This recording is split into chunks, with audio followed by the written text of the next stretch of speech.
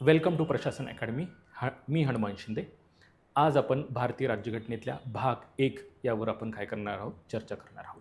भाग 1 मध्ये कलम 1 ते 4 या 4 कलमांचा आपल्याला अभ्यास करायचा आहे. कलम 1 काय सांगतं की भारत हे संघराज्य नसून राज्यांचा संघ आहे. कलम 1.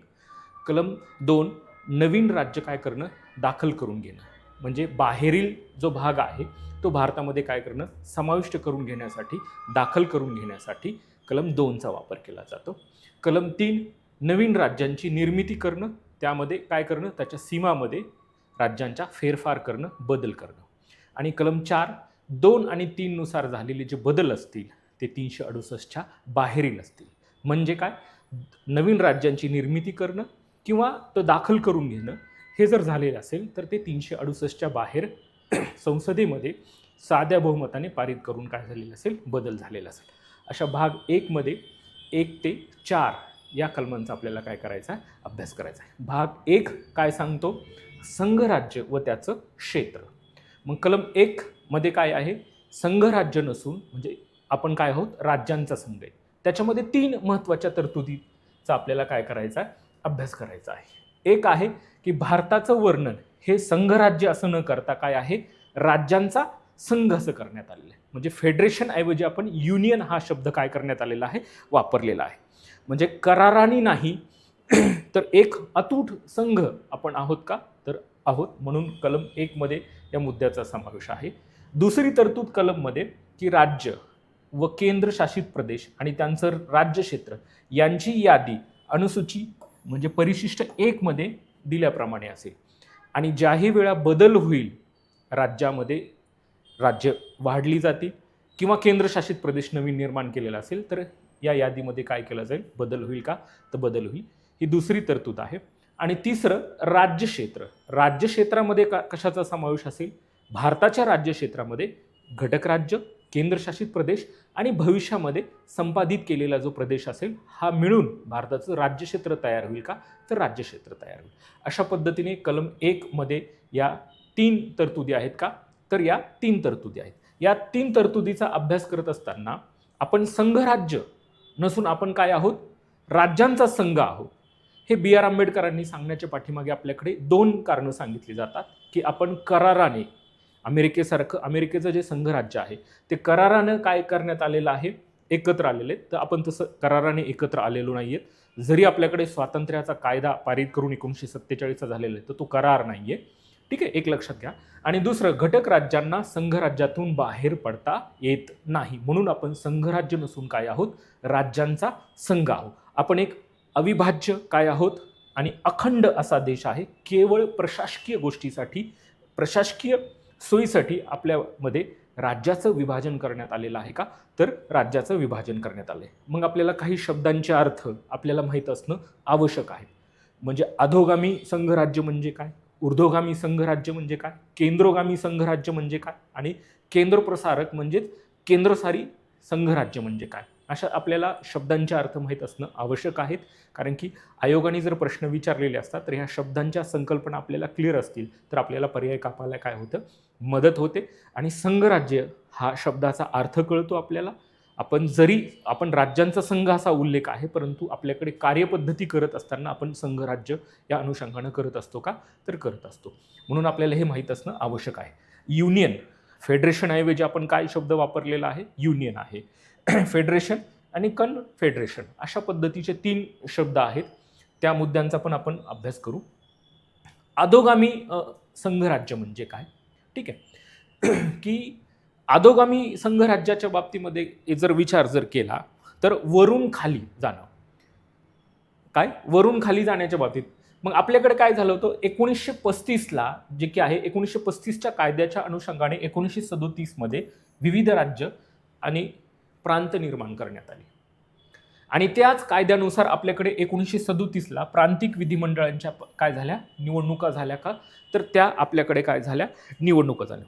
म्हणजे भारत हे एक कायदेशीर आणि संरचनात्मक दृष्ट्या पारंपरिक कराराच्या आधारित नसून ते राज्यांचा संघ आहे. हे अधोगामी या संघराज्यातून आपल्याला काय होतं, स्पष्ट होतं का, तर त्यातून आपल्याला काय होतं, स्पष्ट होतं. वरून खाली म्हणजे काय, एक लक्षात घ्यायचं की केंद्र स्तरावर आहे. केंद्र सर्वोच्च अधिकार हे कुणाला असतील, केंद्राला असतील तर केंद्राला असतील. लक्षात आलं. ऊर्ध्वगामी म्हणजे काय, आणि एक अधोगामी एक विचार जर केला तर केंद्रगामी म्हणजे काय आणि केंद्रोत्सारी संघराज्य काय.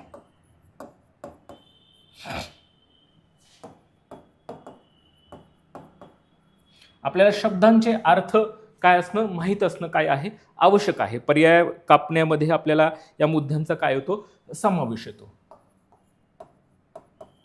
ऊर्ध्वगामी संघराज्य. आता हे वसाहतीचं आहे. वसाहती एकत्र करून जे घटक राज्य झालं, जसं की युएसच्या बाबतीमध्ये इथं केंद्र प्रभावी स्वरूपामध्ये. ठीक आहे. त्याच्यानंतर केंद्रगामी संघराज्य म्हणजेच काय, केंद्रभूमिक संघराज्य. त्याचं जे वहन होतं, एक लक्षात घेत चालायचं की घटक राज्याकडून त्याचं वहन कुणाकडे होतं, केंद्राकडे होतं. म्हणून इथं केंद्र काय असतं, प्रभावी असतं. काय आहे, केंद्र प्रभावी आहे. प्रबळ कोण आहे, केंद्र आहे. म्हणजे इमर्जन्सीच्या टायमिंगमध्ये राज्यसूचीवर कायदे तयार करण्याचा अधिकार कुणाला असेल, केंद्र सरकारला. आणि कायदेविषयक अधिकार करण्याबाबत अधिकार पण कुणाला असेल, संसदेला असेल. म्हणजे US, भारत अशा पद्धतीचा आपल्याकडे कार्यपद्धती करत असताना या अनुषंगाने त्याचा काय केला जातो, वापर केला जातो का, तर वापर केला जातो. केंद्रगामी स्वरूपामध्ये केंद्रगामी म्हणजेच काय, केंद्रभूमुख संघराज्य. केंद्रभूमुख संघराज्य म्हणजे काय की घटक राज्यांकडून काय होत आहे, त्याचं वहन कुणाकडे होत आहे, केंद्राकडे होत आहे. केंद्राकडे होत आहे. इथे राज्य एक स्वरूपामध्ये आहे. राज्यांना जे अधिकार असतात ते कमी असतात आणि केंद्रांना जे अधिकार असतात ते काय असतात, प्रबळ असतात. म्हणजे घटनेमध्ये सर्वाधिक कायदेविषयक अधिकार करण्याचा अधिकार जो आहे तो अधिकार कुणाला असेल, तर केंद्राला असेल. कुणाला असेल, केंद्राला असेल. आणि राज्यसूचीमध्ये इमर्जन्सीच्या टायमिंगमध्ये राज्यसूचीमध्ये कायदे करण्याचा अधिकार पण कुणाला असेल, केंद्राला असेल. त्याला आपण केंद्रगामी संघराज्य म्हणू का, तर केंद्रगामी संघराज्य म्हणू. केंद्रोत्सारी संघराज्य म्हणजेच त्याला काय म्हणू, एक मुख्य स्वरूपामध्ये केंद्रप्रसारक संघराज्य. याचं वैशिष्ट्य जर सांगितलं, जर संघराज्याचं वैशिष्ट्याचा जर अभ्यास जर करायचा म्हटलं तर काय म्हणता येईल की केंद्र सरकारकडून म्हणजे अधिकार हे केंद्र सरकारकडून कुणाकडे येतात, घटक राज्यांकडे किंवा प्रदेशाला काय दिले जातात का, तर ते दिले जातात. म्हणून राज्य सरकार इथे काय असतं, जास्त प्रबळ असतं. परंतु आपल्याकडे कार्यपद्धती केंद्र हे प्रभावी असतं. आपल्याकडे केंद्राचंच नियंत्रण असतं. आपला घटनेमध्ये तुम्हाला उल्लेख जर कुठे आला तर केंद्रोत्सारी संघराज्य भारताचा जरी उल्लेख आहे तरी त्याचा अर्थ असा होत नाही, कारण की आपल्याकडे अंतिम नियंत्रण हे कुणाचं असतं, केंद्राचं असतं का, तर आपल्याकडे केंद्राचं असतं. बघा 4 शब्द आहेत, परत एकदा सांगतो. 4 शब्दांचे अर्थ आपल्याला माहीत असणं आवश्यक आहे. पहिला अधोगामी एक मुख्य स्वरूपामध्ये आहे. डाऊनवर्ड फेडरेशन म्हणजेच काय आहे, ते वरून खाली त्याची डेव्हलपमेंट होत असते. म्हणजे केंद्र सरकार सर्वोच्च असेल का, तर केंद्र सरकार सर्वोच्च असेल. भारत हे कायदेशीररित्या आणि संरचनात्मकरित्या किंवा पारंपरिक करार आहे या आधारित संघराज्याऐवजी आपण काय आहोत, राज्यांचा संघ आहोत. म्हणून आपण अधोगामी या स्वरूपाचा आपण तिथं संघराज्य म्हणून आपल्या तिथं कार्यपद्धतीमध्ये उल्लेख होतो का, तर उल्लेख होतो. दुसरा ऊर्ध्वगामी संघराज्य म्हणजे काय की वसाहती आहेत, ज्या वसाहतीतून काय करण्यात आली, घटक राज्यांची काय करण्यात आली, निर्मिती करण्यात आली. त्याला आपण काय म्हणू, ऊर्ध्वगामी. ठीक आहे.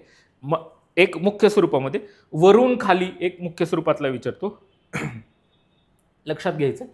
आणि केंद्रगामी संघराज्य म्हणजेच काय, केंद्रभूमुख संघराज्य.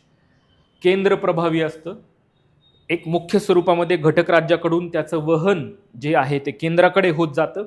राज्याला अधिकार कसे असतात, याच्यामध्ये राज्यांना जे अधिकार जे असतात ते राज्यांना अधिकार कसे असतात, कमी असतात. आणि केंद्रांना जे अधिकार असतात ते काय असतात, प्रबळ असतात, अधिक असतात. इथं केंद्र काय असतं, प्रभावी असतं का, तर इथं केंद्र प्रभावी असते.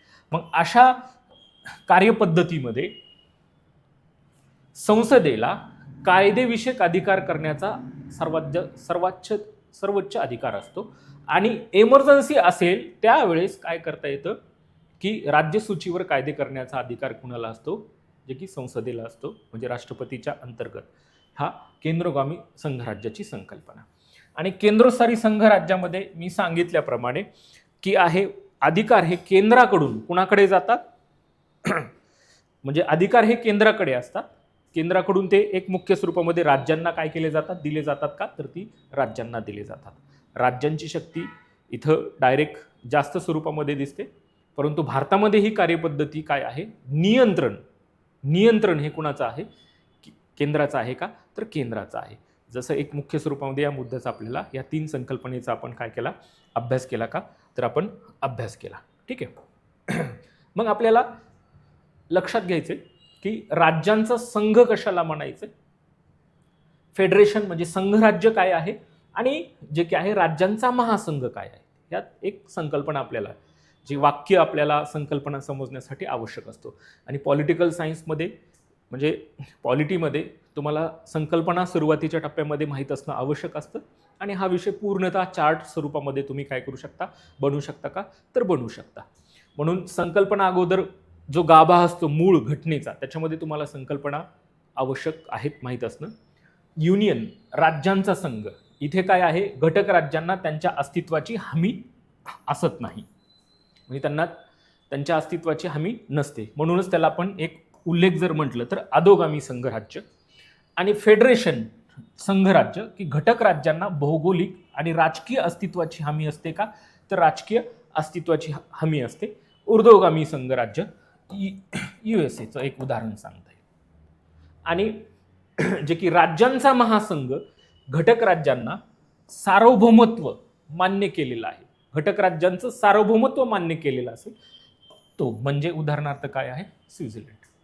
या 3 शब्दांचे अर्थ माहीत असणं आवश्यक आहे. ते पुढे आपण संघराज्याची रचना पुढे पाहत असताना आता इथे फक्त शब्दांचे अर्थ लक्षात असावेत. अधोगामी, ऊर्ध्वगामी काय आहे, केंद्रभूमुख काय आहे, संघराज्य काय आहे, युनियन राज्यांचा संघ काय आहे, संघराज्य काय आहे, आणि महासंघ काय आहे, हे आपल्याला माहीत असणं काय आहे, आवश्यक आहे का, तर आवश्यक आहे. ठीक आहे. यात मुद्द्यावर आपण काय केलेली आहे, चर्चा केलेली आहे का, तर चर्चा केलेली आहे. अशा पद्धतीने कलम 1 जे बघत आहोत त्यातली ही पहिली तरतूद आहे, ती म्हणजे कुठली, राज्यांचा संघ. आपण संघराज्य नसून काय आहोत, राज्यांचा संघ आहोत. कलम 1 मधली दुसरी तरतूद काय आहे, एक मुख्य स्वरूपामध्ये की घटक राज्य आणि जे केंद्रशासित प्रदेश आहेत त्यांची नावं आणि त्यांचं राज्य क्षेत्र हे पहिल्या अनुसूचीमध्ये असेल. काय असेल, पहिल्या अनुसूची म्हणजे पहिल्या परिशिष्टामध्ये. मग सध्या जर विचार केला तर किती राज्य आहेत, 28 राज्य आहेत का, तर 28 राज्य आहेत. आणि 8 काय आहेत, केंद्रशासित प्रदेश आहेत का, तर 8 केंद्रशासित प्रदेश आहेत. त्याची यादी आहे. जर भविष्यामध्ये बदल जर झाला तर त्याचा उल्लेख इथे होईल का, तर त्याचा उल्लेख होईल. मग आता विचार करायचं की जम्मू काश्मीर आणि अलीकडे लडाख हे केंद्रशासित प्रदेश झाले. कलम सध्या भाग 21चा जर विचार जर केला तर विशेष ज्या तरतुदी आहेत, विशेष तरतुदी ह्या 371 अंतर्गत आहेत. राज्यासाठी विशेष तरतुदी आहेत का, तर विशेष तरतुदी आहेत. त्या म्हणजे विचार जर केला तर 371 नुसार जी आहे महाराष्ट्र आणि कशासाठी, गुजरातसाठी काय आहे, विशेष तरतुदीचा समावेश आहे. बघा कलम 1 मध्ये दुसरी तरतूद काय सांगते, केंद्र काय असेल, यादी असेल नावाची. सध्या 28 आपल्याकडे काय आहेत, राज्य आहेत आणि 8 केंद्रशासित प्रदेश आहेत. त्यापैकी काही राज्य आहेत आणि त्या राज्यांसाठी काय आहे, विशेष तरतूद असेल का, तर विशेष तरतूद करण्यात आली. आणि ते कुठल्या कलमामध्ये आहे विशेष तरतुदीच्या बाबतीमध्ये, तर 371 अंतर्गत आहे. मग आयोगाने इथे काय प्रश्न विचारलाय, जोड्या विचारल्या, 371 ABCD. ठीक आहे. तर हे आपल्याला माहित असणं काय आहे, आवश्यक आहे. म्हणून विशेष तरतुदी आहेत, अनुसूचित क्षेत्र आणि आदिवासी जे क्षेत्र आहेत त्यांच्या प्रशासकासाठी विशेष तरतुदी काय करण्यात आलेल्या आहेत त्या 5व्या आणि 6व्या परिशिष्टामध्ये त्याचा आपल्याला उल्लेख आहे. म्हणून ती आपल्याला इथं ढोबळमानाने सुरुवातीला माहीत असणं आवश्यक आहे. याचा सविस्तर अभ्यास 371च्या बाबतीतला तो आपण 5व्या आणि 6व्या परिशिष्टाच्या अनुषंगाने करूच. पण आपल्याला इथं जोड्या लावा म्हणून आयोगाने मुख्य परीक्षेला पण प्रश्न विचारलेले आहेत का, तर प्रश्न विचारलेले आहेत. 371A हे काय आहे, नागालँड आहे. प्रश्न विचारत असताना कसे विचारले, 371A, B, ठीक आहे, सी अशा पद्धतीचं, आणि योग्य जोड्या लावा, अयोग्य जोड्या लावा, हे अशा पद्धतीचा आयोगाने इथे प्रश्न विचारले आहेत का, तर प्रश्न विचारलेले आहेत. म्हणून 371 जे आहे ते गुजरात आणि महाराष्ट्रासाठी आहे. 371A हे नागालँडसाठी आहे. 371B आसामसाठी. 371C हे मणिपूर, डी आणि ईचा जो उल्लेख आहे तो आंध्र प्रदेशमध्ये आहे. कशा पद्धतीचा आहे तो सविस्तर पुढे आपल्याला पाहायचाच आहे. एफ सिक्कीमसाठी आहे. जी मिझोरमसाठी आहे. एच अरुणाचल प्रदेशसाठी आहे. आय हे गोवासाठी आहे. आणि जे 372 जे कशा कर्नाटकसाठी, या राज्यांसाठी मी सांगितल्याप्रमाणे विशेष तरतुदी काय करण्यात आलेल्या आहेत, तर करण्यात आलेल्या आहेत का, तर विशेष तरतुदी करण्यात आलेल्या आहेत.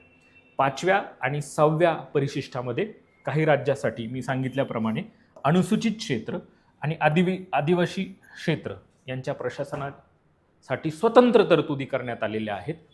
त्या राज्यांसाठी ज्या तरतुदी करण्यात आल्या त्याचा उल्लेख पण आपल्याला इथे करणं आवश्यक आहे, म्हणून तो मी तिथे सांगितलेला आहे. अशा पद्धतीने जो दुसरी मुख्य स्वरूपाची तरतूद आपल्याला लक्षात येते का, तर लक्षात येते. ठीक आहे, आलं लक्षात. म्हणून तिसरी जी तरतूद आहे कलम 1 मध्ये, कलम 1 मध्ये पहिली तरतूद आहे संघ राज्य नसून राज्यांचा काय आहे, संघ आहे पहिली. दुसरी तरतूद जी आहे ती म्हणजे कुठल्या स्वरूपाची, की अनुसूची जी आहे परिशिष्ट त्याच्यामध्ये काय असेल, राज्यांची आणि केंद्रशासित प्रदेशांची काय असेल, यादी असेल का, तर यादी असेल. ठीक आहे. आणि तिसरी तरतूद जी आहे ती आपण पाहणार आहोत की राज्यांचा संघ म्हणजे आपल्याकडे राज्य क्षेत्र आहेत आणि राज्य क्षेत्रामध्ये कुणाचा समावेश असेल, घटक राज्य, केंद्रशासित प्रदेश आणि भविष्यामध्ये जो आपण संपादित केलेला प्रदेश आहे त्याचा समावेश. ही कलम 1 मधली तिसरी तरतूद. तिसरी तरतूद लक्षात घ्यायचं की फक्त राज्यांचा समावेश होतो. कशामध्ये, संघ राज्यामध्ये, राज्यांच्या संघांमध्ये. पण कशामध्ये, परिक्षेत्रामध्ये विचार जर केला तर आपल्याला 3 गोष्टींचा काय येतो, समावेश येतो.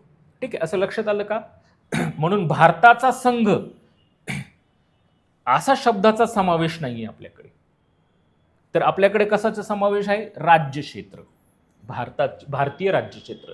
आणि या राज्य क्षेत्रामध्ये कशाचा समावेश आहे, केवळ भारताचा संघामध्ये केवळ घटक राज्यांचा समावेश होतो. कशाचा समावेश, केवळ घटक राज्यांचा समावेश. पण भारताच्या राज्य क्षेत्रामध्ये घटक राज्य जी 28 घटक राज्य असतील, 8 केंद्रशासित प्रदेश असेल आणि भविष्यामध्ये आपण केलेला काय असेल, समाविष्ट केलेला काय असेल, प्रदेश असेल.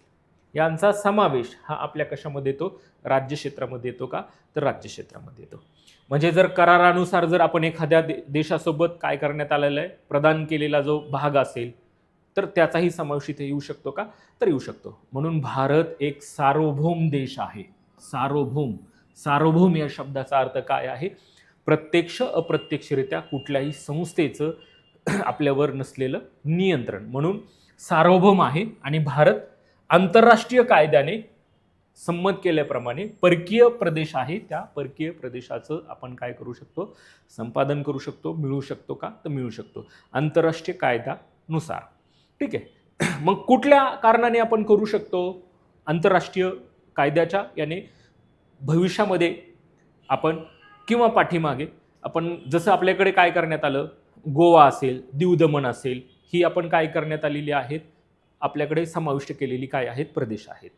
मग कुठल्या मार्गाने, तह, देणगी, खरेदी, भाडेतत्व, करार याद्वारे काय करता येऊ शकतं, मुख्य स्वरूपामध्ये काही भाग जो आहे, काही प्रदेश आहे, तो प्रदेश काय करता येऊ शकतो, ताब्यात घेता येऊ शकतो. लक्षात आलं का. कशाद्वारे, आंतरराष्ट्रीय कायद्याने संमत जे केलेला आहे त्या संमत केलेल्या नुसार. मग आपण कुठले कुठले प्रदेश आपल्याकडे आले, गोवा, ठीक आहे, दमण, दीव, पदुचेरी आणि सिक्कीम हे परकीय प्रदेश आहेत. हे काय करण्यात आले, भारताची ज्यावेळेस घटना काय करण्यात आली, अंमलबजावणी झाली. भारताची घटनेची अंमलबजावणी कधी झाली, 26 जानेवारी 1950ला. यावेळेस हा जो भाग होता गोवा, पदुचेरी, सिक्कीम हे भारताचा काय नव्हता, भाग नव्हता. जसं की सिक्कीम आपल्याकडे जर बघितलं तर 35व्या घटनादुरुस्तीने ते आपलं सहयोगी राज्य झालं आणि 36व्या घटनादुरुस्तीने ते काय दिला, आपण पूर्ण राज्याचा दर्जा 1975ला आपण त्यांना दिला का, तर दिला. म्हणजे ही जी आपल्याकडे आलेली राज्य आहेत ही आपल्याकडे ऍड करण्यासाठी आपल्याला घटनादुरुस्ती करावी लागली का, तर आपल्याला घटनादुरुस्ती करावी लागली. म्हणून एक लक्षात घेत चालायचं की ही मुद्दे आपल्याला कलम 1 मध्ये तिसरी तरतूद आपल्याला लक्षात असणं आवश्यक आहे. म्हणून भारतीय संघाने जर नवीन राज्य किंवा केंद्रशासित प्रदेशाची निर्मिती केली तर काय करावी लागेल, पहिल्या अनुसूचीमध्ये सुधारणा करावी लागेल का, तर पहिल्या अनुसूचीमध्ये काय करावी लागेल, सुधारणा करावी लागेल. आलं लक्षात. अशा पद्धतीने काय आहे, कलम 1 आहे का, तर कलम 1चा सविस्तर स्वरूपामध्ये आपण अभ्यास केलेला आहे. काय कलम 1 काय सांगतं, संघराज्य नसून राज्यांचा संघ आहे. 2 परिशिष्ट 1 मध्ये काय करता येईल, राज्य आणि केंद्रशासित प्रदेशांची यादी याचा समाविष्ट असेल का, तर ती यादीची समाविष्ट असेल. आणि 3 भारताचं राज्यक्षेत्र आणि भारताच्या राज्यक्षेत्रामध्ये कशाचा समावेश असेल, घटक राज्य, केंद्रशासित प्रदेश आणि भविष्यामध्ये समाविष्ट केलेला प्रदेश. अशा पद्धतीचं कलम 1 आपण याच्यावर चर्चा केलेली आहे. ठीक आहे. कलम 2 वर आपल्याला चर्चा करायची. कलम 2 काय आहे की नवीन राज्य दाखल करून घेणं किंवा ते स्थापन करून घेणं. नवीन राज्य म्हणजे काय, एक लक्षात घ्यायचं की जो भाग भारतामध्ये नाहीये तो समाविष्ट करून घ्यायचा आहे. भारताच्या बाहेरील भाग समाविष्ट करण्यासाठी कलम 2. कलम 2 आणि 3 मध्ये जर गोंधळ जर बघितला तर एंट्री करायची असेल तर कलम 2 आहे आणि अंतर्गत सीमा बाउंड्री जर ठरवायची असेल तर कलम 3. अशा एक साध्या भाषेमध्ये आपल्याला सांगता येईल. म्हणून नवीन राज्य दाखल करून घेणं किंवा ते काय करणं, स्थापन करणं, कलम 2 नुसार. ठीक आहे. मग कलम 2 नुसार काय की कुणाला अधिकार आहे, हा संसदेला आहे. मग संसद काय करेल, करायचं असेल तर ते 368च्या बाहेर असेल का, तर 368च्या बाहेर असेल. म्हणजे संसदेने योग्य अटी आणि शर्ती या कायद्याद्वारे नवीन राज्य काय करता येऊ शकतं, दाखल करता येऊ शकतं का, तर दाखल करता येऊ शकतं. इथे दाखल करत असताना, नवीन राज्य दाखल करत असताना त्याच्यासाठी आपल्याला काय, बाहेरचा जो प्रदेश असेल तर त्याच्यासाठी आपल्याला ती घटना दुरुस्ती करावी लागेल, हे लक्षात राहू द्या. म्हणजे नवीन राज्य काय करायचंय, स्थापन करायचा अधिकार आहे. आता नवीन राज्य स्थापन करण्याचा अधिकार म्हणजे काय, उदाहरण जर सांगितलं तर मी सांगितलं सिक्कीमचं. तर सिक्कीम हा सुरुवाती आपला देशाचा काय नव्हता, भाग नव्हता, म्हणून तो आपण काय करण्यात आला, आपल्याकडे ऍड करण्यात आलं.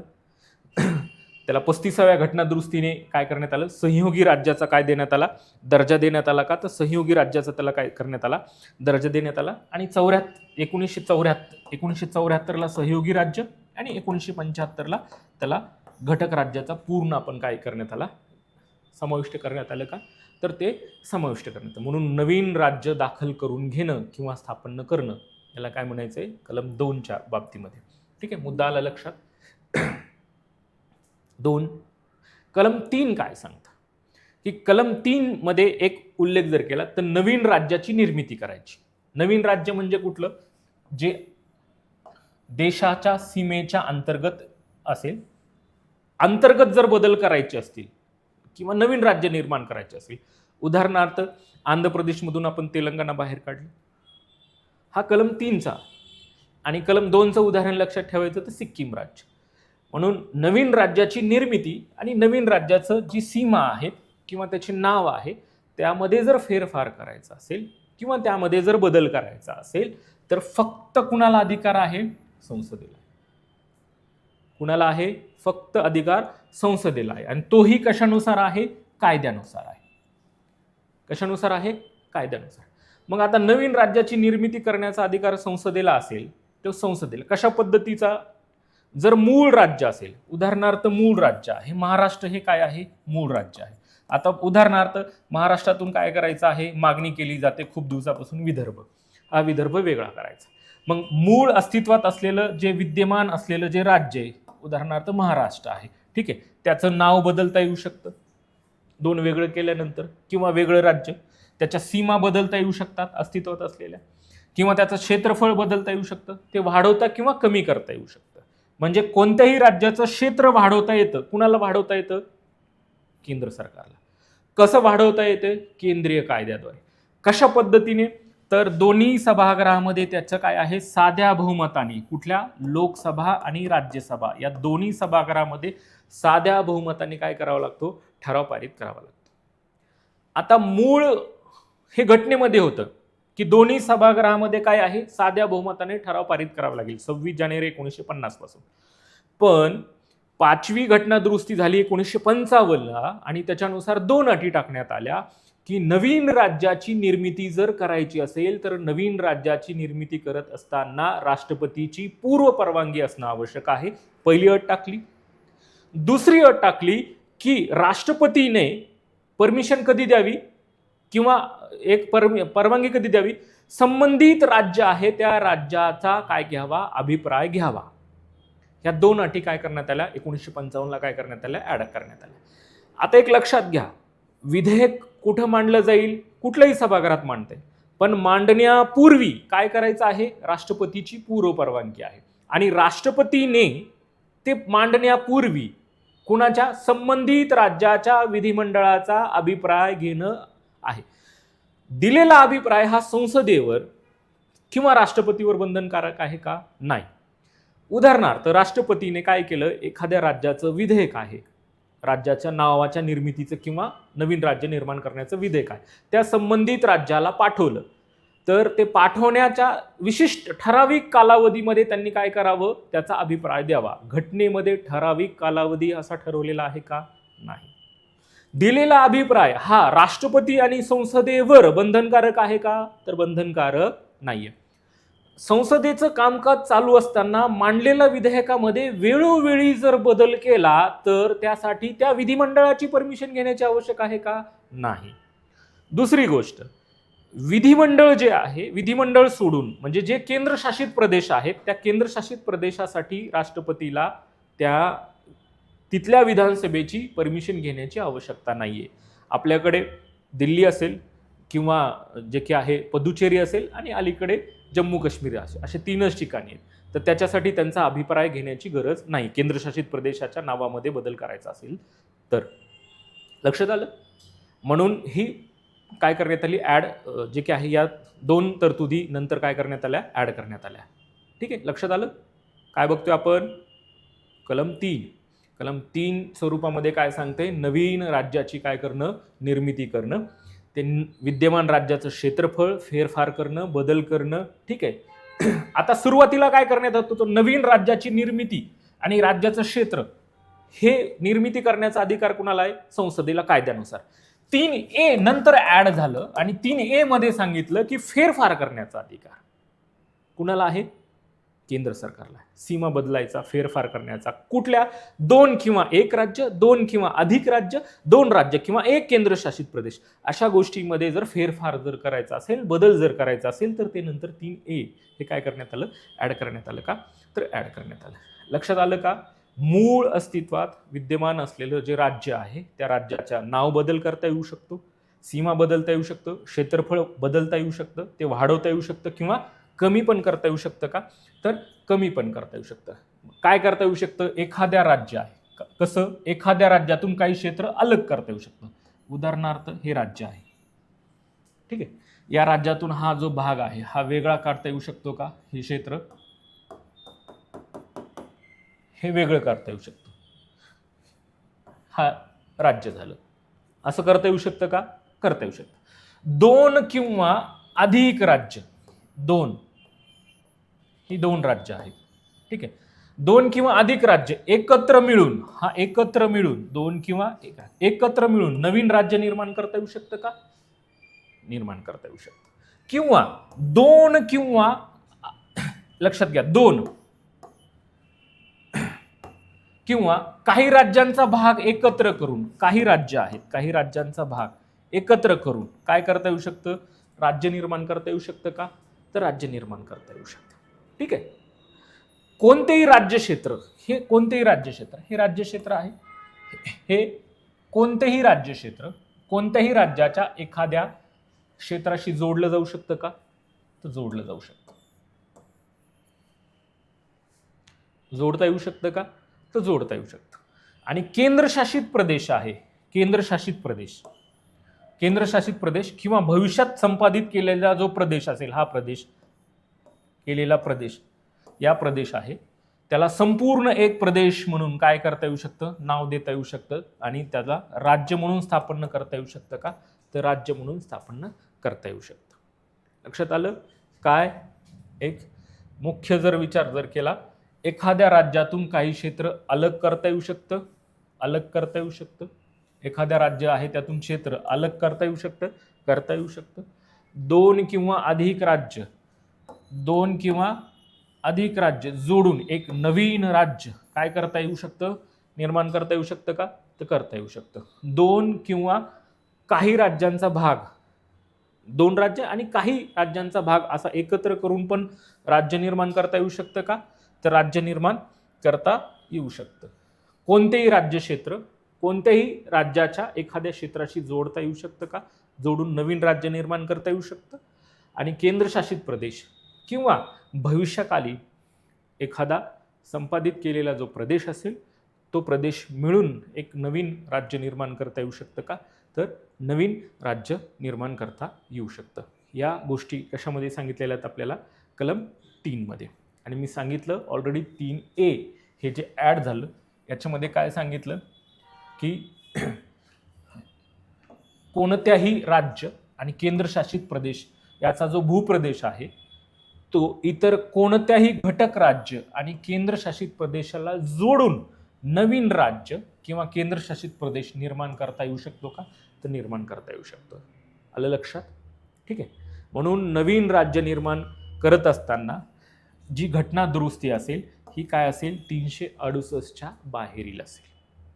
मी सांगितल्याप्रमाणे 368च्या बाहेरील मानली जाईल. म्हणजे 368च्या बाहेरील म्हणजेच काय की सोप्या पद्धतीने असेल. 368च्या अंतर्गत आणि बाहेरील, म्हणजे बाहेरील जर म्हटलं तर साध्या बहुमताने काय करायचं आहे, बदल करायचा आहे. आणि 368च्या अंतर्गत म्हणजे काय, विशेष बहुमत पहिली तरतूद आणि विशेष बहुमत प्लस निम्म्या राज्यांची 50% राज्यांची साध्या बहुमताने संमती असणं आवश्यक आहे.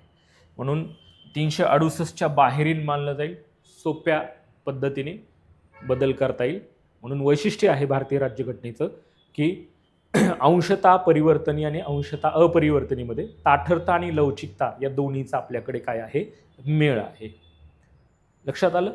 म्हणून ह्या संबंधित गोष्टी इथे काय करण्यात आल्यात, उल्लेख करण्यात आला. आणि कलम 3 मध्ये काय करण्यात आलं, 5व्या घटना दुरुस्तीनुसार काय करण्यात आलं, 2 जे आहेत अटी समाविष्ट करण्यात आल्या. म्हणजे कलम 3 मध्ये लक्षात घ्यायचंय 1950 आणि 1955 या कालावधीमध्ये जर विचार केला तर या 5 वर्षाच्या कालावधीमध्ये या 2 अटी या घटनेमध्ये होत्या का, तर त्या नव्हत्या.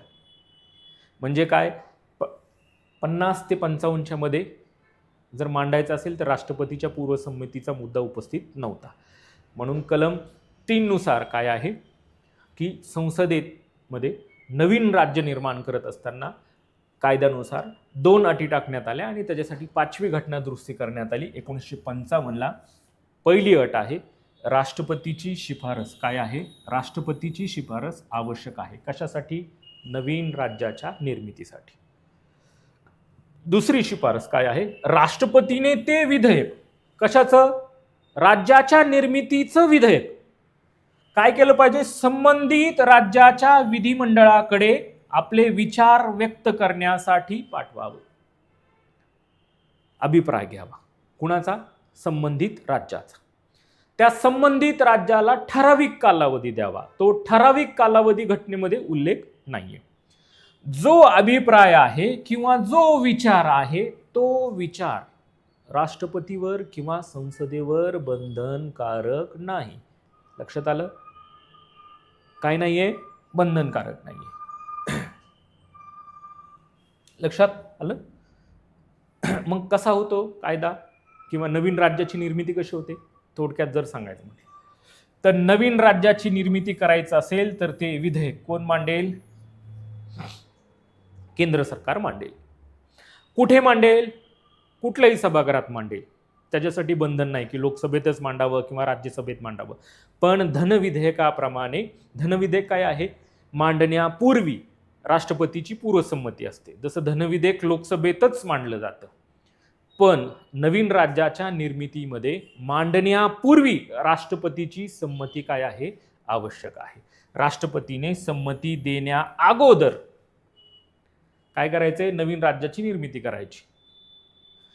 महाराष्ट्रातून उदाहरणार्थ आपण विदर्भ वेगळा करतोय, त्याच्यासाठी ह्या राज्याची निर्मिती करायची.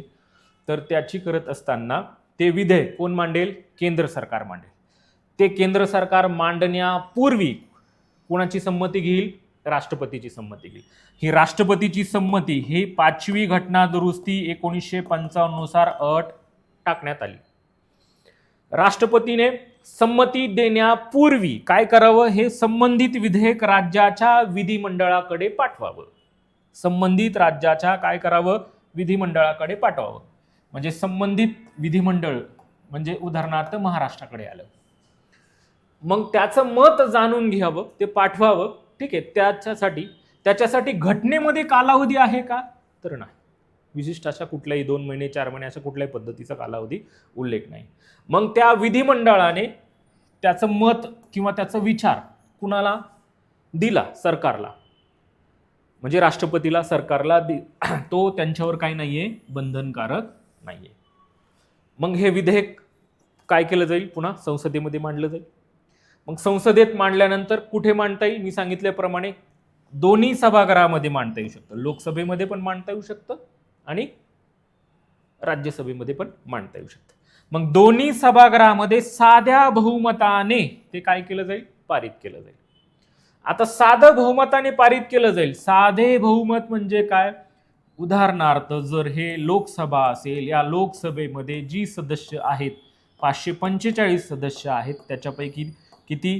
500 काय झाली? हजर राहिली आणि त्याच्यापैकी 400 यांनी काय केलं? मतदान केलं.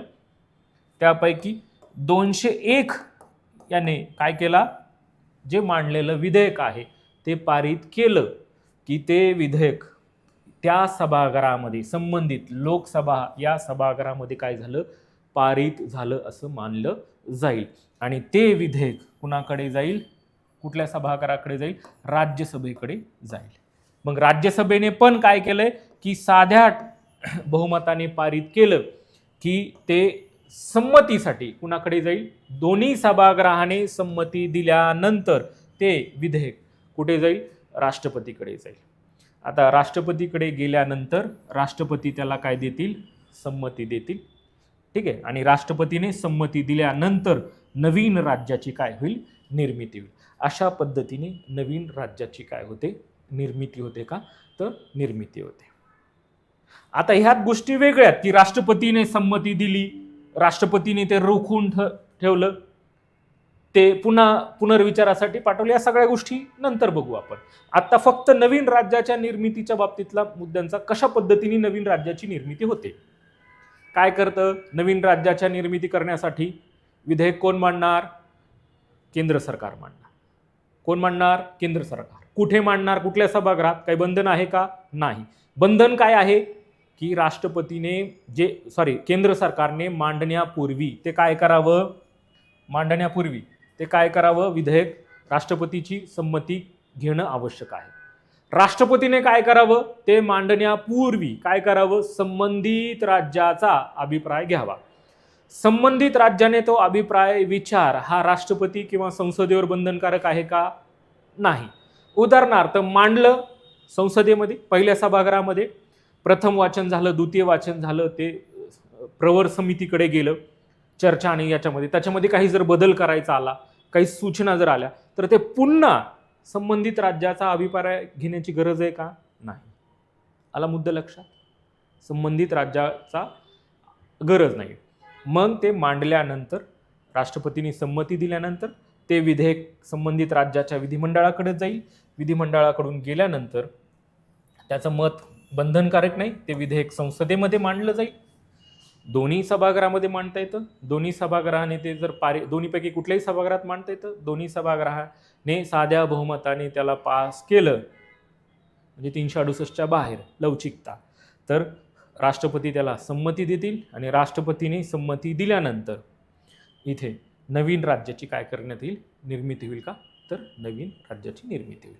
अशा पद्धतीने कलम 3 नुसार नवीन राज्याची निर्मिती जर झाली तर ती 368च्या बाहेर असेल का? तर 368च्या बाहेर आहे. आला मुद्दा लक्षात? या सेंटेन्सवर खूप वेळा प्रश्न विचारलेले आहेत, ते आपल्याला माहीत असणं आवश्यक आहे का? तर आवश्यक आहे. ऑलरेडी या गोष्टी मी सांगितल्यात की नवीन राज्याच्या निर्मिती करत असताना महत्त्वाच्या काय तरतुदी आहेत.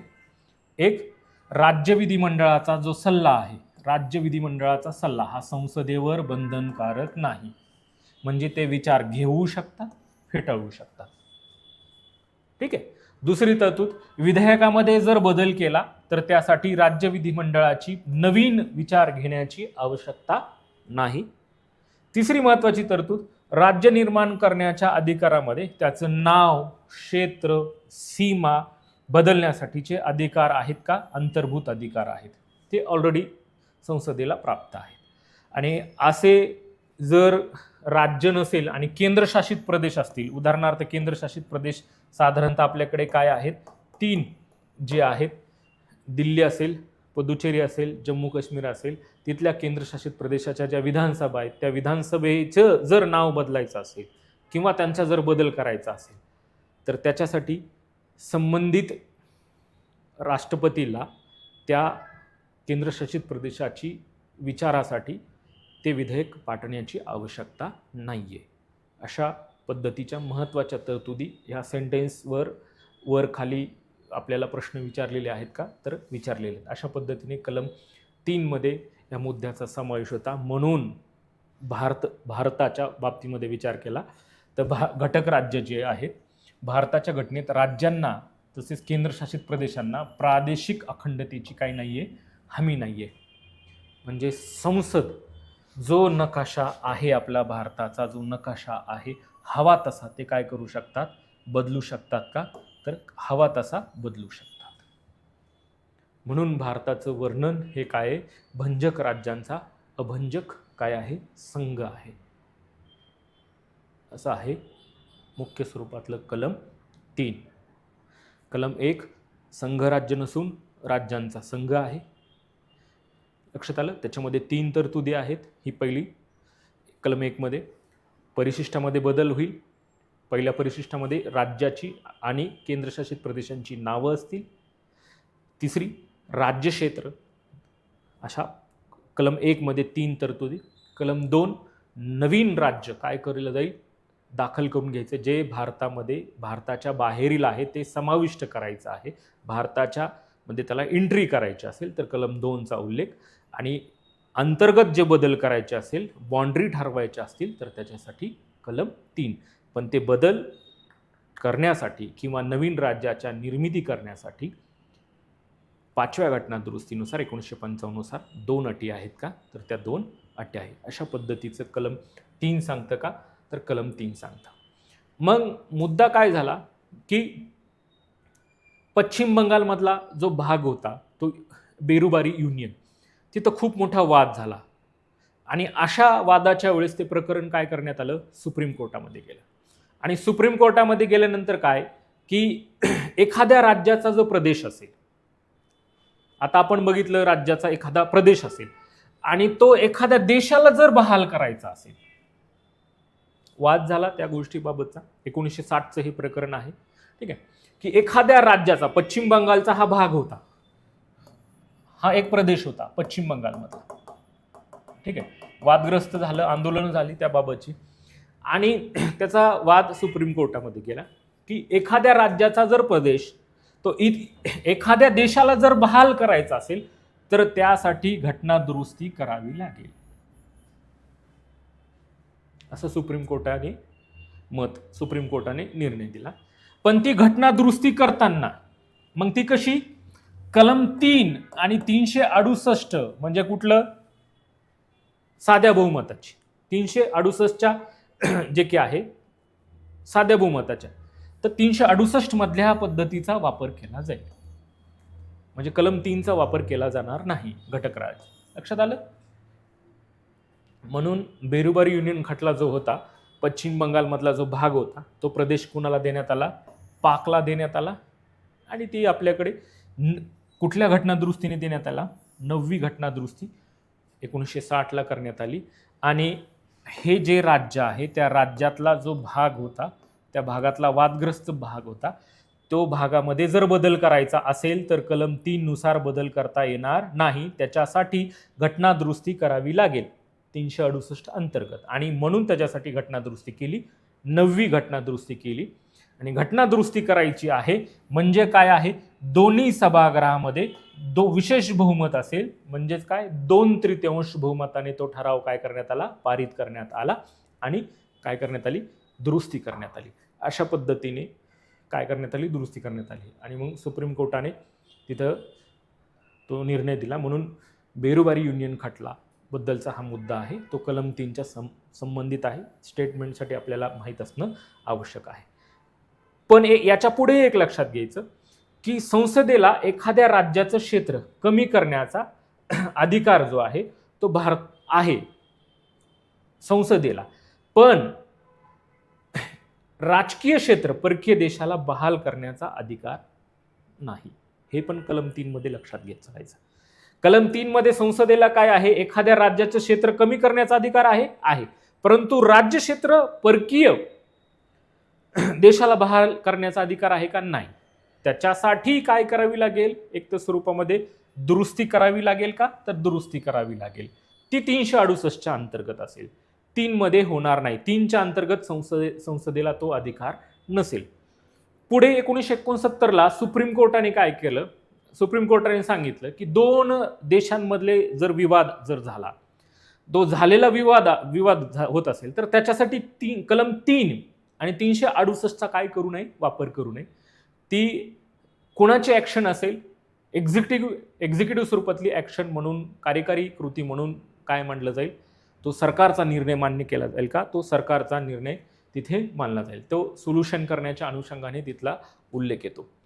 परंतु देवाणघेवाण करायची असेल तर त्याच्यासाठी मात्र घटना दुरुस्ती आहे. भारत आणि बांगलादेश यांच्यामध्ये आपल्याकडे 100वी घटना दुरुस्ती झाली आणि काही प्रदेश आपण काय केले, हस्तांतरित केले बांगलादेशला, आणि काही प्रदेश आपल्याकडे मिळवला. तर त्याबाबत काय करावी लागली, घटना दुरुस्ती करायची आहे का, तर तो करार झाला आपल्याकडे, तो मुद्दा आहे. तो आपण घटना दुरुस्ती आहेत त्याच्यामध्ये सविस्तर स्वरूपामध्ये आपल्याला तिथं अभ्यास करायचा आहे. अशा पद्धतीने कलम 3चा आपल्याला समावेश येतो. आणि कलम 4 काय सांगतं की कलम 2 अंतर्गत म्हणजे काय, नवीन राज्य काय करून घेतलंय, दाखल करून घेतलंय, समाविष्ट करून घेतलंय किंवा दाखल करून घेतलेलं आहे. ठीक आहे, स्थापन केलंय. आणि कलम 3 नुसार म्हणजे कलम 3 नुसार नवीन राज्याची काय करण्यात आली आहे, निर्मिती केलेली आहे. तर कलम 2 आणि 3 नुसार जर काही फेरफार केले असतील, करण्यात आलेले असतील, तर ते 368च्या कायद्यानुसार मानली जाणार नाही, अंतर्गत मानली जाणार नाही. ती काय केली जाईल, बाह्य मानली जातील. तो एक विधिनियम प्रक्रियेद्वारे मांडला जाईल. आणि तोही कशा पद्धतीने पास केला जाईल, साध्या बहुमताने. म्हणजे 2 आणि 3 नुसार झालेले जे बदल असतील ते 368च्या बाहेरील असतील. असं थोडक्यात कलम 4 सांगतं का, तर कलम 4 सांगतं. आलं लक्षात? आपण पहिला भाग बघत आहोत. पहिल्या भागामध्ये काय आहे, भारताचं राज्य क्षेत्र आणि त्यांची नावं आहेत. कलम 1 संघराज्य नसून आपण काय आहोत, राज्यांचा संघ. कलम 2 नवीन राज्य समाविष्ट करणं किंवा दाखल करणं. कलम 3 नवीन राज्याची निर्मिती करणं, फेरफार करणं किंवा बदल करणं. आणि 4 2 आणि 3 नुसार केलेली कृती जे केलेले बदल असतील ते 368च्या बाहेरील असतील. अशा पद्धतीने आपण भाग 1 वर आपण काय केलेली आहे, चर्चा केली.